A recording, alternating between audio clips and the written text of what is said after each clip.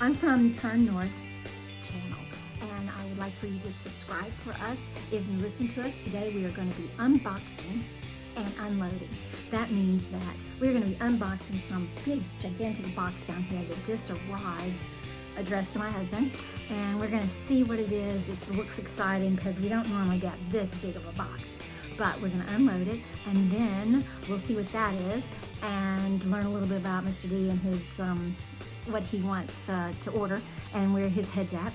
So, but afterwards we're going to talk about learning our first step into what I want to say is the first step of changing something or bettering your situation. Whatever your problem is, as we talked before, you have to have steps of things to change them. You can't just change things because you make your mind up to. There's steps into that, otherwise you fail and you figure out that what you tried was not good, so you just give up. We're going to take a situation, a specific situation, and maybe you can relate to it, to your background and whatever it is that you're struggling with. The episode would be called Self-Reflection. Now, self-reflection, a lot of people don't like to do. I know I don't. I am, a person that feels like I'm right most of the time. I'm pretty much right. And so by not being right, I have to do a lot of self-reflection because there are times when I am not right. I'm not correct. I am always right, but I'm not correct. And so by self-reflection, I learn how to handle that, first of all, and I learn how to not repeat being boastful in other ways, because I'm right, that kind of thing. So anyway, here is the unboxing part of the episode. Now, it's a really big box, so I cannot bring it up here and put it on the table, which I have here as a desk, but it's very small. So I'm not going to be able to do that. So I'm going to go ahead and unbox it and see what's in there, and I will show you as soon as I find it. So I'm going to be right over here, and I'm going to be unboxing it. Oh, look how big it is. Look how big it is. You know what I think this is? I think this is a new bed for Puppy. Puppy's our dog. We have two dogs. We have Puppy, and then we have Bentley. And Bentley's a Yorkie, and but he's a good dog. But Puppy, he's so sweet. Look what it says. It says, "My mom tells me I'm important. Hello, pet parent. The wait is over. Now you can give your fur child a total comfort and support they so richly deserve." So it's a big puppy bed. Oh, he's going to love this puppy bed. It's kind of like one of those calming beds, I think. It says, "Open your bed. After removing your bed from you have to shake it out, and then it gets all loose, I guess. And then your satisfaction is very important to us." So this company is Best Friends by Sherry. How exciting, Best Friends by Sherry Bed. And they're on Facebook and Twitter. That is great. So Sherry Somini is the founder. I don't know if I said that right. I hope I did. And we'll take this out and see. It's called a donut bed in taupe. So hopefully Puppy will just love this. Look how big it is. Puppy's not that big. But I'll get it opened up and see if he loves it. Okay, well that was really good. That was really exciting because I don't normally get big packages like that. They're usually small, little, whatever things he gets. But that one was exciting because it was really big. So good for them. This is a great bed and big. It'd be very roomy for me. And Best Friends by Sherry. Sherry spelled S-H-E-R-I. Yay for Best Friends by Sherry. Okay, so the second part of our episode today is about self-reflection, as I said before. So when we're turning and going around that mountain, as we've talked about, and we decide to turn north, and we decide that it's time to change, I don't want anyone to think that their problem is bigger than someone else. Your problem can be so small. It can be something physical. It can be something just a tiny little problem that you have that you need to solve, but they all revolve around you. You are in charge of you. And self-reflection is a huge part of you being in charge of you. You know, self-reflection means to improve how you think of you. Now, that doesn't mean that we have to be a person that is always thinking about, you know, everything that we do, excuse me, is bad. We just have to think about the fact that sometimes we may say something that's wrong or just off. And we want to go home that night and after the party or after the event or the dinner with friends, and maybe you want to reflect on that. You want to think to yourself, you know, why do you think that Sally is mad at me now? Why do you think that I got mad at that conversation? My husband, Mr. D, used to say, read the room, Paula, read the room. That means that, you know, sometimes I don't pay attention to the room and know that, you know, this might not be a conversation for politics, or this might not be a group of people to talk about, you know, my dogs with, because they just are not interested. And so I have to go home and learn those things. And I've taken a long time to learn to read the room and say that I am not, you know, gonna talk about certain things that are just not appropriate at that time or nobody cares about. So if you're thinking back on an incident that happened with you and you learn from yourself, that means that you decided that what you said, because you are in charge of you, your brain chose those words and decided to say it, you did that. And now you have to learn that that might not be your best option next time. A positive attitude, I'm not a real fan of that, I have a positive attitude saying. I think a positive attitude is sometimes fake. I think that if you say, oh, I'm going to keep a positive attitude, I think that that's making you pretend that this isn't bothering you. Pretend that that didn't make you mad. But what a positive attitude really can do is make you, force you who are in charge of you, me who is in charge of me, to say, you know what, deep breath, I'm going to not respond to that. I'm not going to fall into that trap with that person, or I am not going to look in the mirror and fall into that trap of making myself feel bad. I'm not going to fall into the trap of making myself feel not worthy, because you know you are. You know you're worthy because you're alive. You're a person. God made you. You're alive, and of course you're worthy. Everybody's worthy. It's what your brain is allowing you.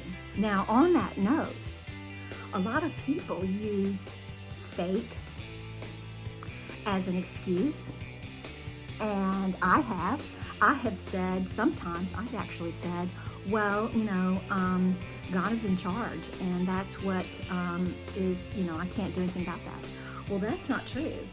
God is in charge, but I don't mean that in something that has to do with me. I always have an output. I always have something that I can do about something that is affecting me. So fate is just really a poor excuse.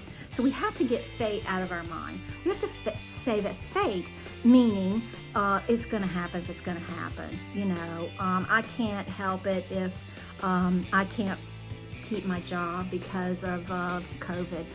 It's going to happen because it's going to happen. You know, it's happened to everybody. We'll use that example. Well, that's not true. It's not going to happen just because you let it. Fate did not make that happen. Tons of things made that happen. But the reason you now maybe don't have a job, or you're sad, or you have other problems, is because you allowed fate to poo-poo any idea that you can make it better. So bad things happen, but you do have to say to yourself, I cannot blame it on fate, meaning, well, it just happens and that's that. You have to pick yourself up and figure that out. Figure it out by being positive and saying, okay, this happened to me, but I can also do this. I can also make this decision and make those things happy. Whether it's as simple as you're home without any job and you're just going to make sure that your needs are met, and that's all you can do in life. Right now, all you can do is needs are met. Well, that's positive. That's not blaming fate because of all the things you can't do right now. That's saying, I can do this right now. I can keep my head above water right this minute, or I need to find some help with some programs. All those things are positive. But don't blame fate. The second thing some people blame for self-reflection is when you're thinking about things you do or you did do, or something you feel bad about, or something you didn't feel positive about. You say, oh, well, I got that because my parents do that. Really, it's just an excuse. It really is. I have many times where I could easily say, well, I grew up that way. I don't do things that way because I grew up a different way. And I can dismiss other people who did not grow up the way I grew up. Maybe I don't know how their culture is, or I don't know how their lives have been. But I can't use my own parents as an excuse to say, well, I wasn't taught that. That's just not true. You make your own decisions, and if you see something that needs to be done,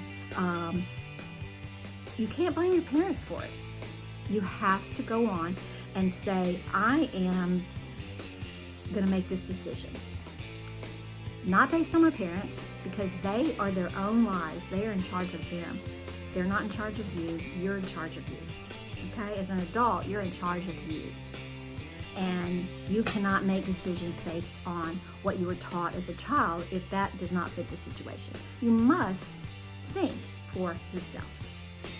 Okay, and the last point on this is your surrounding forces. I think that's a funny way to say it. Surrounding forces. But wow, is it not true? Where does the word, where you follow the leader and things like, oh, I was with everybody was doing it. That is your surrounding forces. Over time, everybody falls into that.